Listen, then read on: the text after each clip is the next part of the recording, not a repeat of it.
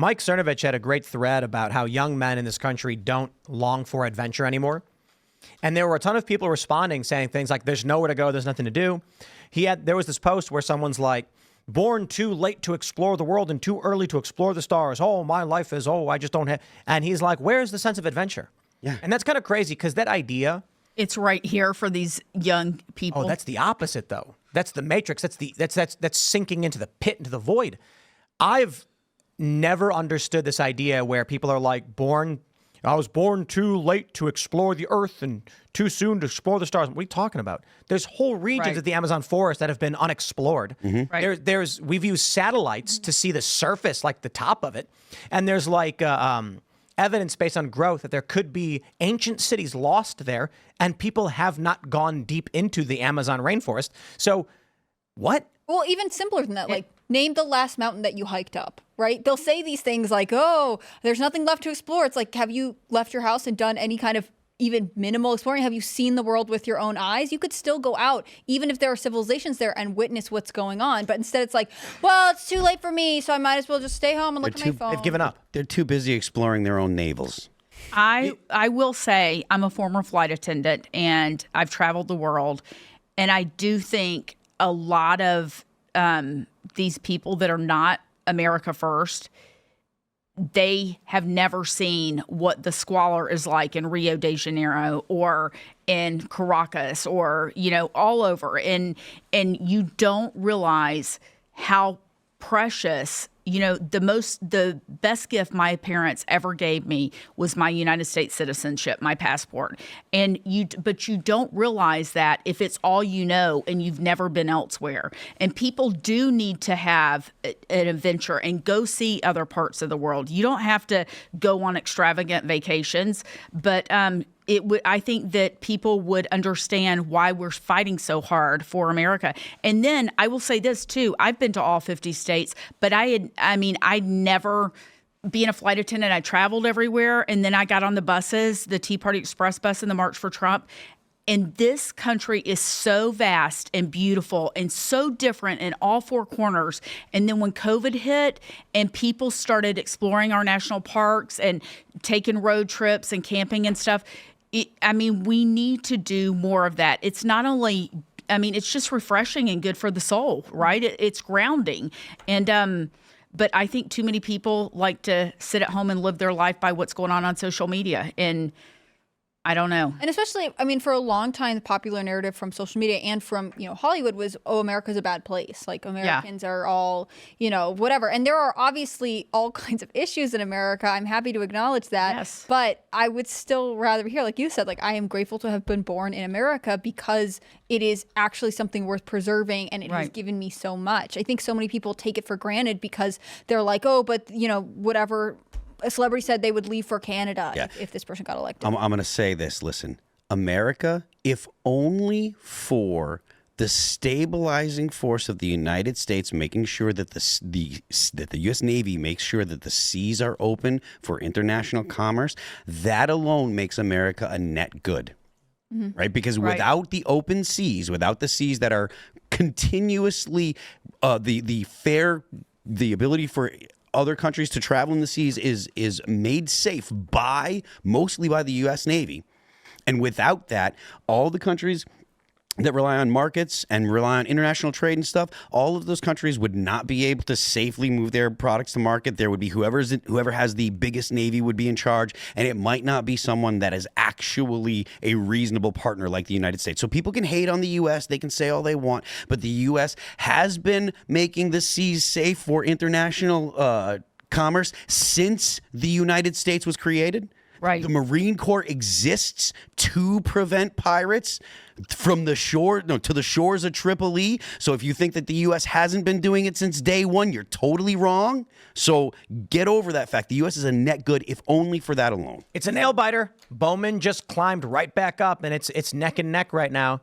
There's about a 6-point swing between the candidates, a little bit more than 6.5. Bowman's down by 2,000 votes, but jumped up substantially when more votes came in from the Bronx. So this will be fun. He's going to lose. He just jumped way up.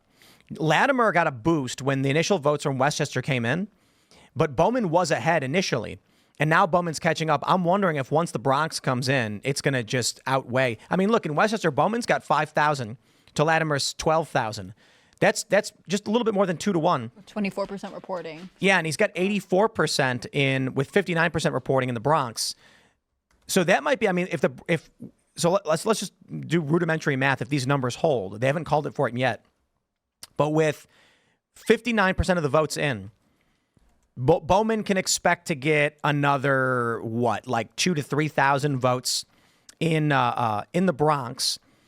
Latimer will get another 3,000. So it's going to be, if this holds, depending. Westchester just got a big bump for for Bowman. Bowman might actually win, based on Westchester, because he gained a lot more votes than Latimer did. But I don't know. It's hard to tell. Based on how I'm glad it's trending. exciting, you know? I feel like it's good to see it be interesting as opposed to just like this guy who pulled the fire alarm and who's taking all these extreme positions is just going to roll back into office. Will Democrats reject the far left? He is the guy that pulled the. Yeah. He's also the guy. Didn't he get into a screaming match with Thomas Massey over guns? Yes, in like the hall, right? Yeah. Like he's wackadoodle. Yep. He's wackadoodle. But I will be shocked if he loses because there's never any accountability for what they do. They can do anything and get away with it. And if he does lose, I think it will be because, the mainstream Democrats have had it with these rowdy squad members. And the thing with Israel was just too far.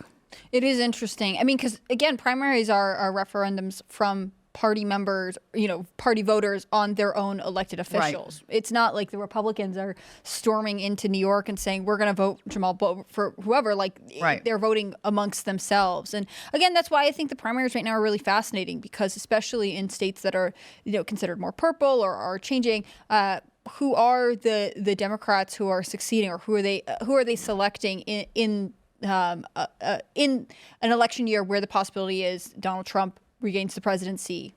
Right. It's just fascinating to me. I think they're fun. It's, I've been on the winning side and the losing side. It always sucks to lose, but at the end of the day, we just need to turn people out. We have to, too big to rig, right? I mean, that's what we have to focus on, getting people to vote in the primaries, and then election day comes and I don't know. I'm one of those people that think we should go back to one-day voting. It should be a national holiday. Everybody shows up. All this, voting early for 40 days. Pennsylvania starts early voting like in 70 days or something. Mm-hmm.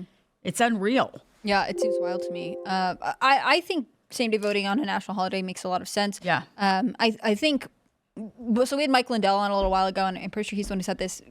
Some states will mass issue absentee ballots, or mail-in ballots. They'll say, no matter what, you get it. I think Delaware's like this. And he was like, don't do that. He also believes that you should test native voting. He's like, take your mail-in ballot to the poll with you. Oh. So if they tell you didn't vote, you can hold up and say, I don't know what you're talking or that you've already voted.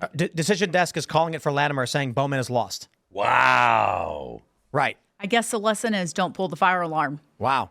So or maybe don't be a commie. I just I want the exit poll interviews from the people who voted in this. Like, what was it that made you turn against Jamal Bowman? I imagine, honestly, I think that it's a backlash because of October 7th. I really think that's the main driver. I think that might and be I'm perfectly fine with that. I don't care what it is. Just get rid of the communists. Well, and it's conservatives who were like, hey, that whole fire alarm thing. Like maybe some people who I don't think it's really the fire alarm thing. I think it's the October 7th thing. Yeah. Yeah, and that's something that is a silver lining about a terrible, terrible event is that there are a lot of Jewish people that historically have voted for the most awful Democrats because they're progressives, and they're not going to do it anymore. I pray to God that I don't even really believe in that they will stop voting for Democrats. You know how Latimer has been messaging on this issue? I have no idea. But if he's just a blue dog Democrat, which I wish there were more of, there aren't a whole lot of them anymore. The progressives have really taken over in the Democrat Party, and that is a massive problem because the progressives are just communists. So they're going to say eventually you can't have your house because you might have a garden and sell a tomato to someone, and property's theft. So they got to throw you in the gulag for thinking. You better not drink that raw milk either. It's insane. All right, everybody, we're going to go to Super Chats. So if you haven't already, would you kindly smash that like button? 1 like equals 1 hashtag free Trump. He is innocent. They have framed him.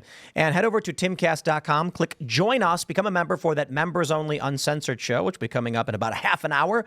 We're going to be talking about Mr. Beast. And there's an individual who works for Mr. Beast who's a longtime contributor who became transgender.